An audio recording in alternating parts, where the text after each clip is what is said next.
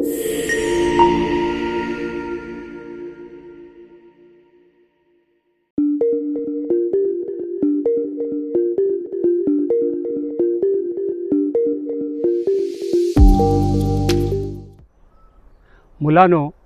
या सुंदर वनात आल्यानंतर मन अगदी भारावून गेलं आणि मला तुमची आठवण आली।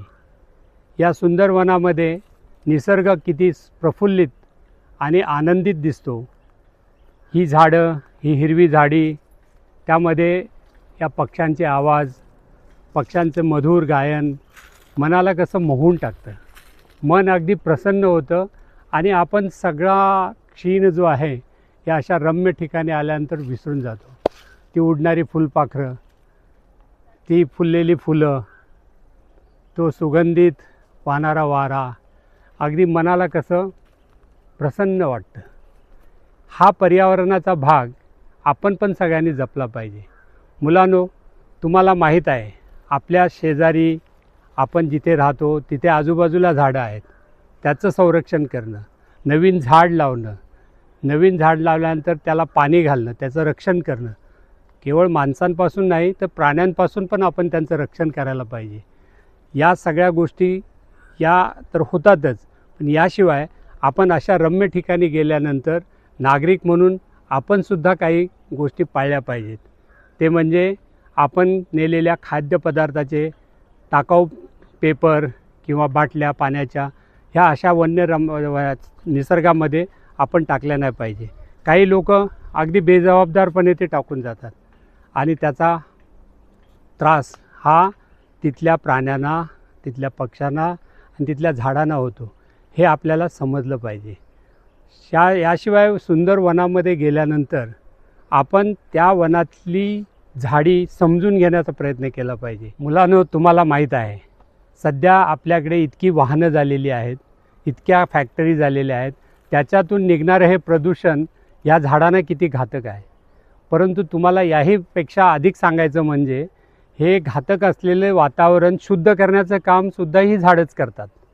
म्हणजे तुमच्या वातावरणातला प्रदूषित वायू ह्या शोषून घेतात, म्हणजे कार्बन डायऑक्साईड शोषून घेतात आणि त्यांच्या आतून कार्बन डायऑक्साईड शोषून घेतल्यानंतर प्राणवायू बाहेर सोडतात, जो आपल्या सगळ्या प्राण्यांना आणि मनुष्याला उपयोगी आहे, त्याच्याशिवाय आपण जगू शकत नाही।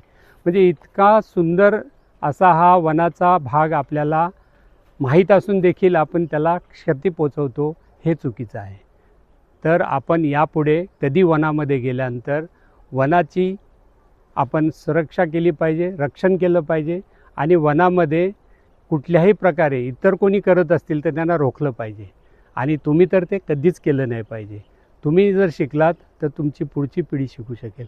ही वनं जर राहिली नाहीत तर या शहराचं हे फुफ्फुस असतं, हे पृथ्वीवरचं मोठं फुफ्फुस आहे, ज्याच्यातून आपल्याला ऑक्सिजन मिळतो आणि अशुद्ध वायू शोषून घेतला जातो। तर या सगळ्या गोष्टीची तुम्ही मनापासून अभ्यासपूर्वक माहिती घेऊन इथून पुढे वनाचा आपण किती चांगला उपयोग करू शकतो, प्राण्यांना किती सुरक्षित ठेवू शकतो आणि आपणही किती सुरक्षित राहू शकतो, हे यापासून शिकू शकतो।